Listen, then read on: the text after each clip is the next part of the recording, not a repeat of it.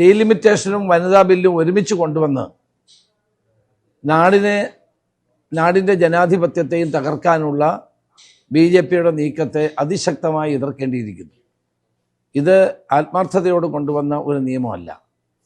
അങ്ങനെയാണെങ്കിൽ ഇപ്പോൾ നിലവിലുള്ള ലോക്സഭാ സീറ്റുകളിൽ തന്നെ 33% വനിതാ സംവരണം ഏർപ്പെടുത്താമായിരുന്നു.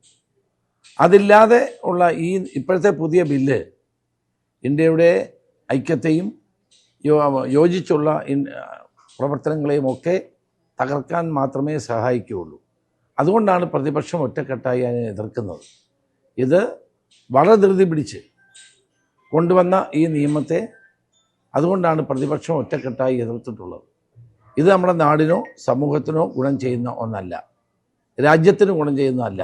ഇന്ത്യൻ ജനാധിപത്യത്തെ ദുർബലപ്പെടുത്താൻ മാത്രമേ ഈ നീക്കം കൊണ്ട് കഴിയുകയുള്ളൂ. അതുകൊണ്ടാണ് പ്രതിപക്ഷം ഒരു മനസ്സോടുകൂടി ഒറ്റക്കെട്ടായി ഇതിനെ എതിർക്കുന്നത്. തെരഞ്ഞെടുപ്പ് ലക്ഷ്യമാക്കിക്കൊണ്ട് നടത്തുന്ന ചില നീക്കങ്ങളായി മാത്രമേ നമുക്കിതിനെ കാണാൻ സാധ്യമാവുകയുള്ളൂ.